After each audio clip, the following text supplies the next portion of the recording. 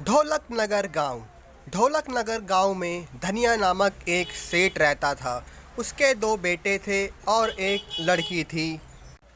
लड़की का विवाह अभी हाल ही में हुआ था। धंधा भी बहुत अच्छा चल रहा था।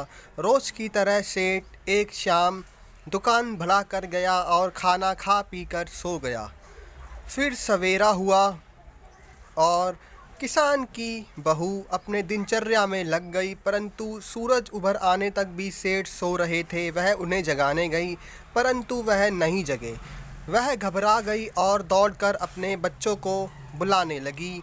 तभी दोनों बेटे आए और सेठ को देखा तो सेठ नहीं उठे। उन्होंने डॉक्टर को बुलाया।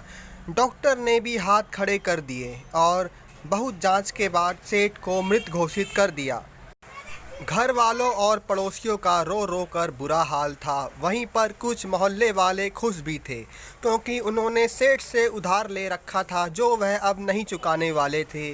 सेठ की लाश को ले जाने की तैयारियां की गई। सेठ की लाश ले जाई गई। चौराहे पर पहुंची ही थी, तभी पप्पू नामक सेठ वहां पर आ पहुंचा और बोला, मैंने सेठ को 20 लाख रुपए दिए थे, तब तक मुझे नहीं दोगे मैं सेठ की लाश को जाने नहीं दूंगा। बेटों ने पैसा देने से मना कर दिया और अपने हाथ खड़े कर दिए और बोले, भले ही तुम लाश को रख लो लेकिन हम तुम्हें पैसा नहीं देंगे। बेटों की बात सुन गांव वाले आश्चर्य में पड़ गए। बेटे सेठ की लाश को चौराहे पर ही छोड़कर चले गए। जैसे ही बेटी को इस बात का पता चला, वह दौड़ी चली आई और उसने अपने सारे गहने सेठ को दे दिए और बोली, अगर तुम्हारे पैसे तब भी पूरे ना हो तो मेरे पति के पास एक बस है, तुम उस बस को बेच देना और मुझे मेरे पिता की लाश दे दो ताकि मैं उनका अंतिम संस्कार कर सकूं। गांव वाले भी वहीं खड़े थे और यह मांजरा सब देख रहे थे। तभी सेठ बोला, घबराओ मत बेटा, मुझे तुम्हारे पिताजी से कोई पैसे नहीं लेने, बल्कि मुझे तो उनकी अमानत देनी है।